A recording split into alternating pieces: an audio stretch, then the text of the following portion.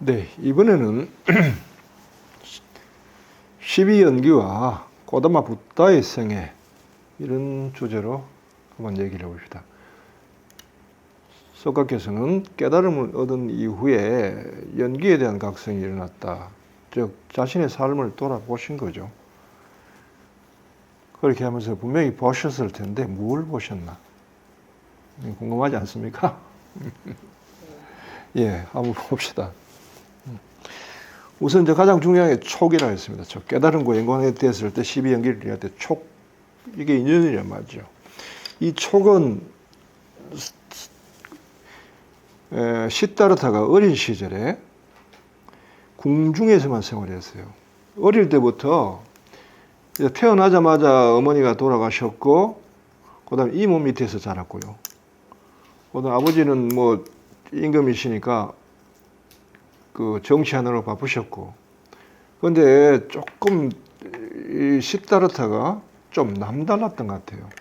뭐냐면은 그 궁궐 안에서 온갖 좋은 거, 영화로운 거, 좀 마음대로 할 수 있고, 또 아름다운 정원 자체가 굉장히 아름다웠다 합니다.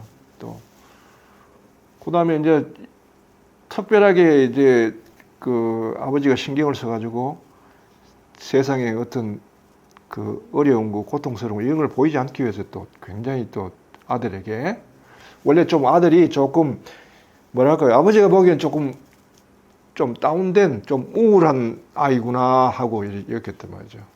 아마 이때부터 조금 어릴 때부터 시다르타는 세상적인 것에 대해서 부귀 영화 이런 데서 별 재미를 못 느낀.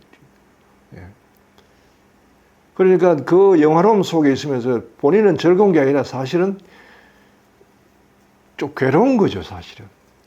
그 자체가, 그 세계 자체가 온갖 것이 다 있고, 궁궐 안에서 왕자고, 뭘 하든지 원하는 대로 다 이루어지고, 주변에는 아름다운 궁녀들이 있고, 아름다운 정원도 있고, 아침에 일어나서 저녁, 자기까지 온갖 것들이 시중을 들고, 그 다음에 온갖 아름다운 것들이 옆에 절비하고, 이런 삶을 매일매일 살다 보니까 아마 그런 삶 자체를 즐기는 사람도 오래 그렇게 살다 보면 지루할 텐데, 그 자체가 시다르타는 태어나면서부터 거기에 대해서 별로 세상적인 것에 대해서 매력을 느끼지 못했죠.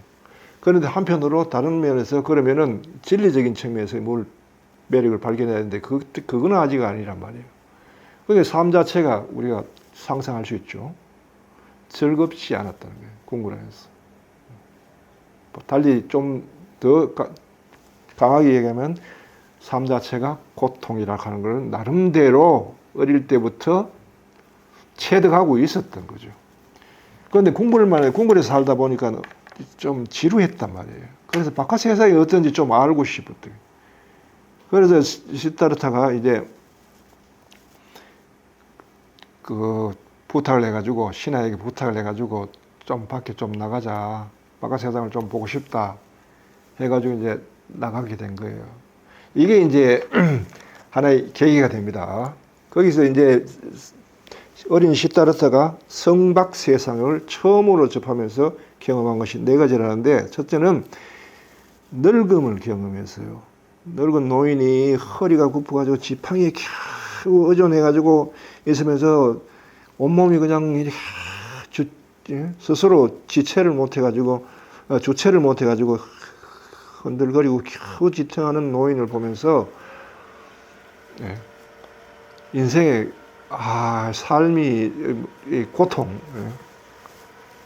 삶이 고로구나 하는 걸 느꼈고요. 자극을 받은 거죠. 그 다음 또 병들을 앓고 있는 사람, 그 다음 또 죽은 사람, 장례, 이걸 보면서 인생은 고다는 것을 나름대로, 아마 이제 일반적으로는 이것이 계기가 되어서 출가를 했다 하지만 제가 보기에는 그렇지는 않고요. 오히려 시다르타가 확인한 것은 인생 자체가 고루구나. 왜냐하면은 자기는 그들과 상관없는 세상에서 살고 있고요. 젊고 부유하고 온갖 권세를 누리고 영화로운 삶을 사는데도 삶 자체가 고통스럽지인데 없고 가난하고 예? 늙고 병든 사람들 그들의 삶도 보내 그들에게도 고통이 발견돼. 그걸 통해서 내가 발견한 것은 오히려 부유하나 가난하나 영화로우나 그렇지 못하나 고통이란 어디든지 공존하는구나 하는 걸 발견하지 않았나 싶어요. 이게 지난 시간에 플라톤에 대해서 얘기했는데 플라톤의 이제 길에 대해서 관상의 길에서 얘기할 때 이런 이야기했죠. 어릴 때부터 단 하나의 형상을 사랑의 대상으로 삼고 그 안에서 지적 탁월성을 길러라 라고 되어 있는데 시다르타의 경우는 플라톤의 경우는 미에 대해서 대상을 정했다면 시다르타의 경우는 고통에 대해서 정했을 뿐이지 단 하나의 형상을 대상으로 삼는 것은 맞고요. 그 안에서 나름대로 삶의 인생 자체가 고라는 것에 대해서 나름대로 견해를 가지고 있었다는 거죠. 그럼 또 두 번째는 그 아름다움이 한 대상 속에 있는 아름다움이 그 대상에 속하지 않고 또 다른 대상에 있는 아름다움과 서로 대동소이하다, 동일하다는 것을 깨달아라 라는 것이었죠. 여기도 시다르타를 보면은 성 밖의 세상에 있는 백성들의 삶 안에서 보인 고통이나 성 안에 있는 영화로운 삶 속에 살고 있는 자신이 겪는 고통이나 다르지 않다는 것을 각성했는 거죠. 그로부터 이제 고통이 한 개인의 문제가 아니고 삶의 문제라는 것에 대해서 눈을 뜨게 되고 이 문제를 어떻게 하든지 해결해야 되겠다는 것. 또 본인의 신분 자체가 왕자였기 때문에 장차 왕이 될 사람이고 그 백성들의 고민을 어떤 식으로 해결해 줘야 될 입장에 있단 말이에요. 어떤 사명감이 발동했고 그 다음에 보편적인 삶에 대한 조건, 처지, 본질 이거를 발견하지 않았나 싶어요. 그것이 그래서 이거를 해결하기 위해서 그 다음에 출가할 이제 마음을 먹게 되는 거죠. 그 다음에 출가를 해야 되겠다는 마음을 먹게 됩니다. 네. 그래서 밖에 나가서 이제 또 마지막에 본 게 이제 사문이라는 출가자들, 떠돌이 출가자를 봤는데 그 사람을 볼 때 어떤 묘한 어떤 매력, 나름대로 자유스러움,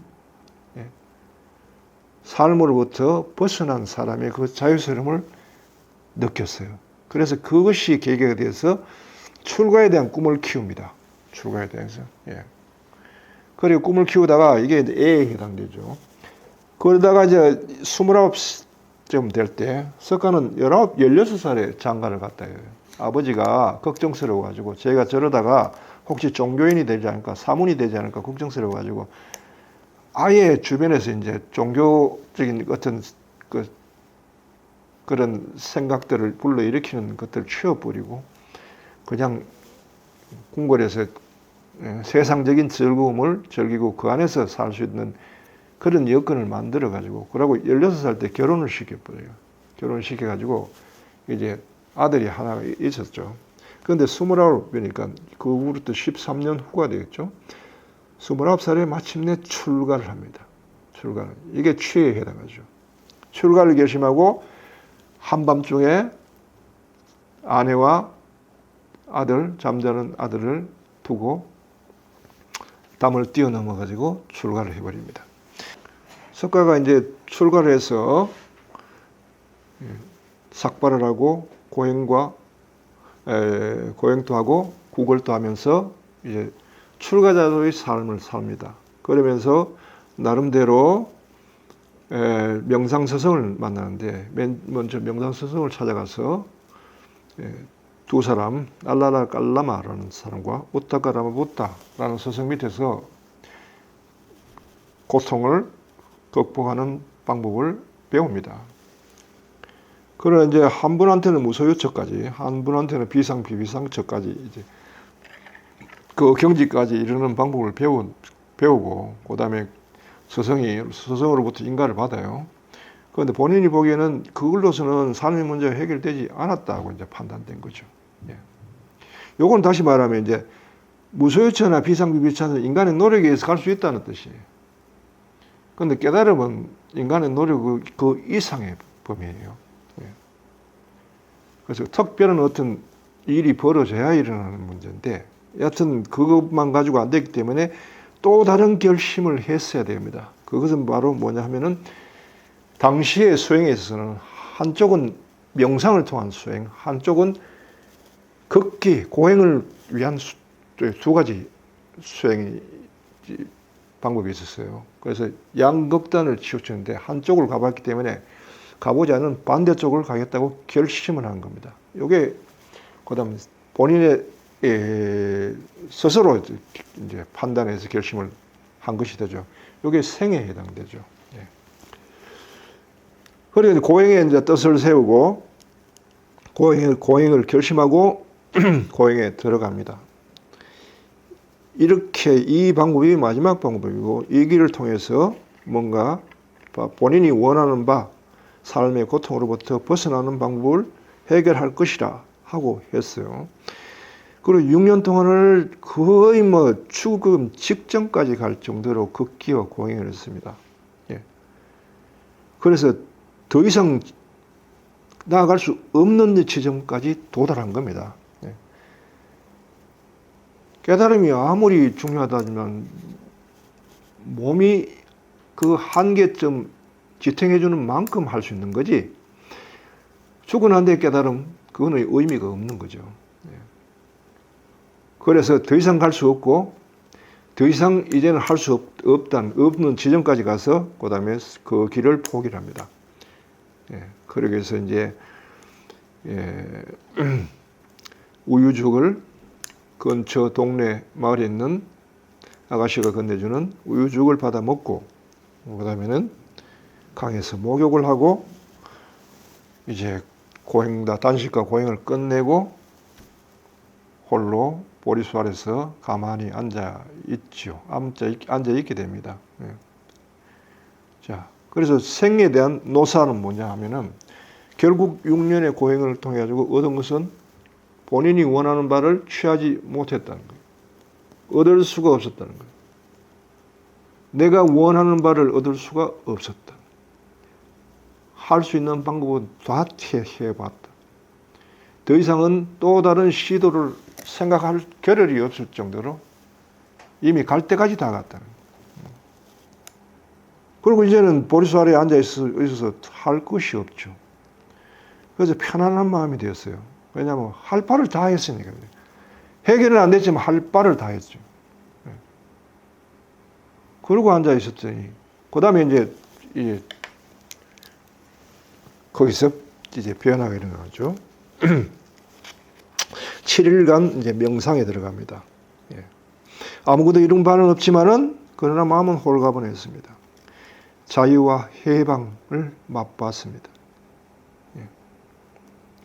삶의 짐을 해결은 안 됐는데 이제 왠지 놔버린 느낌이 들어요. 예. 더 이상 쫓길 것이 없는 처지가 된 거죠. 이게 사실 12연기를 보면요, 여러분도 이제 보겠지만 무명행식 하는 게, 무명이라는 게 뭡니까?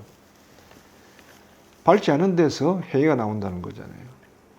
모르고 판단이 서지 않는 데서 행위부터 나오게 된다는 거예요. 그럼 이 상태가 어떤 상태예요? 쫓기는 상태란 겁니다.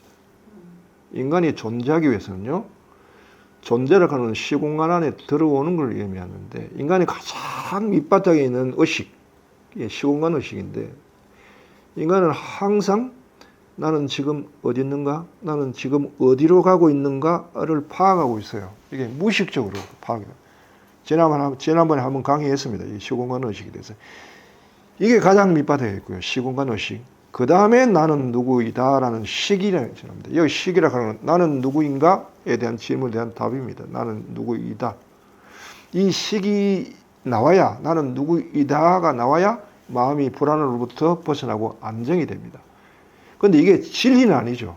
왜냐하면 무명 쫓기는 데서 어쩌다 얻어 걸린 거나 마찬가지예요, 식이. 예. 물 속에서 허우적대다가 어떻게 허우적대다가 손을 이렇게 했는데 나무 토막 하나 발견한 것 똑같아요. 그렇다고 그 사람이 물 속에서 빠져나온 건 아니죠. 임시적인 것 뿐이죠. 그런데 사람들은 이 식을 나는 누구이다를 자기라고 착각하고 있죠. 이게 자아란 말이에요. 그리고 이걸 통해 가지고 그 다음에는 생각과 명색, 마음과 몸 이것이 형상화됩니다. 예. 가령 보세요. 내가 지금 아무것도 아니단 말이죠. 직장도 없고 어디에 소속된 바도 없다. 그러면 사람이 불안하죠. 뭔가를 해야 된다고 속에 자꾸 재촉이 있는 거예요. 괴로운 거예요. 예. 뭔가를 해야 된다고. 가만히 있으면 안 된다고. 그렇게 하다가 우연히 내가 무언가를 우연한 기회에 직장을 얻었다. 그래서 안정이 됐다. 그러면 나는 그 직장의 누구이다가 되는 거죠. 가령 뭐 내가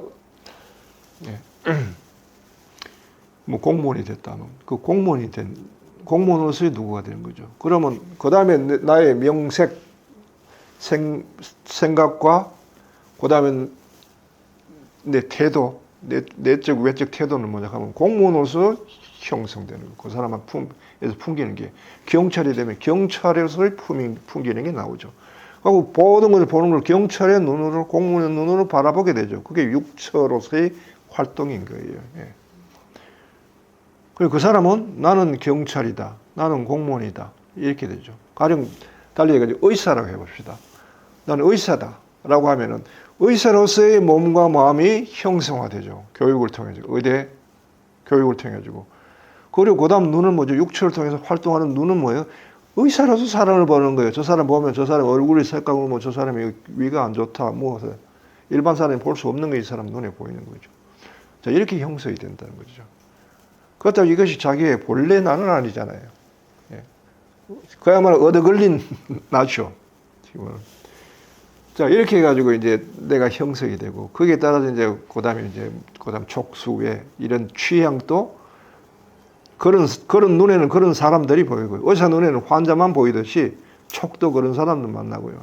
그런 사람들에서 자기 지식이 나가고 그 사람이 파악하고 그다음 거기에 대해서 어떤 소견을 가지고 이렇게 저렇게 활동을 하는 거잖아요. 예.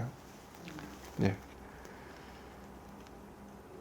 그렇게 이제 이 자아가 이렇게 형성이 되는데, 예. 이제 보리수 아래 앉아있던 이제 시타르타에게서는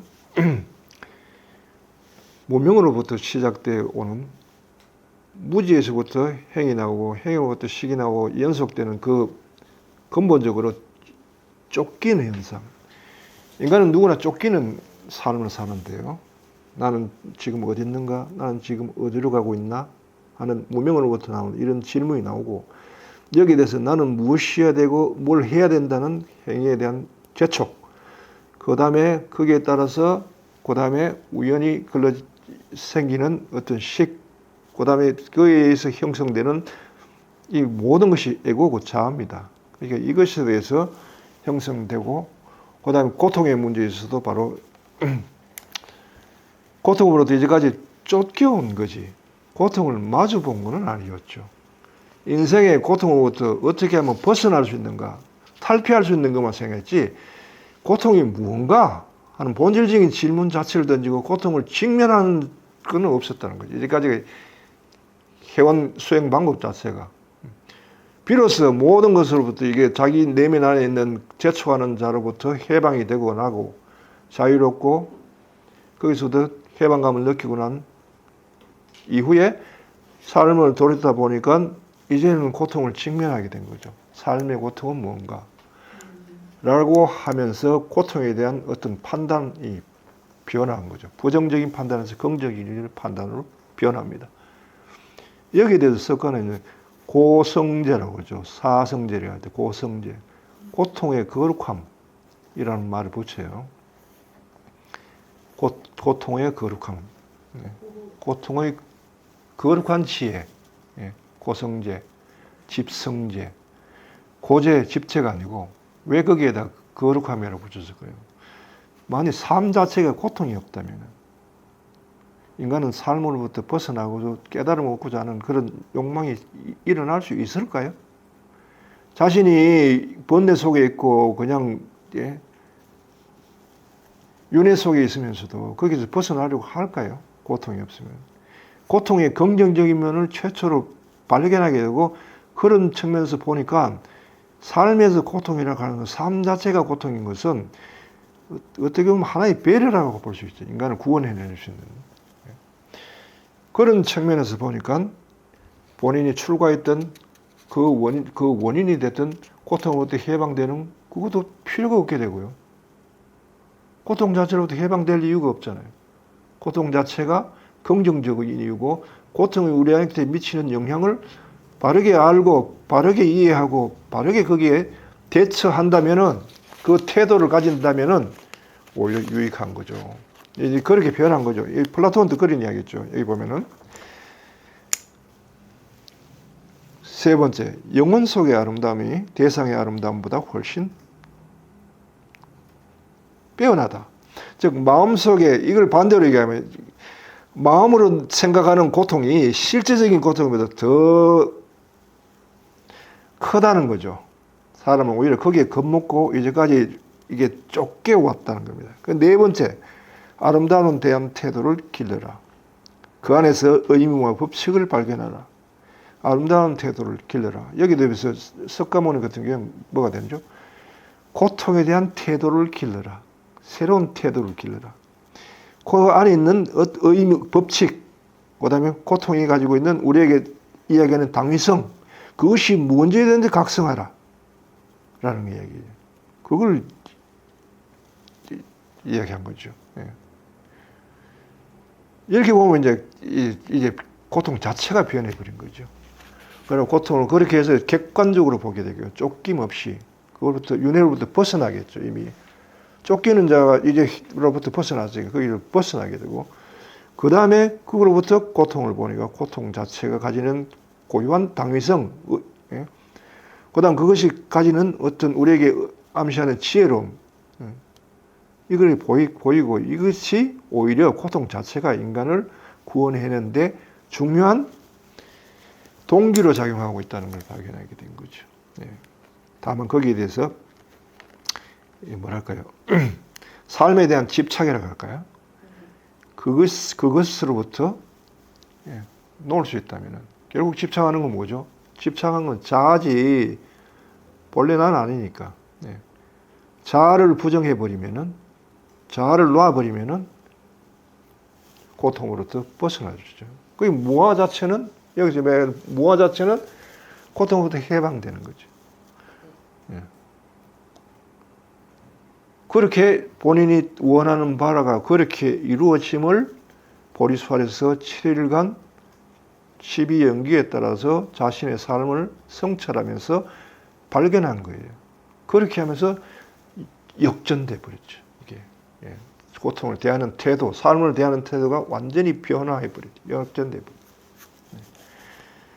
이게 석가모니께서 12연기를 통해서 자신의 삶을 돌아보고 깨달은 바가 아닌가.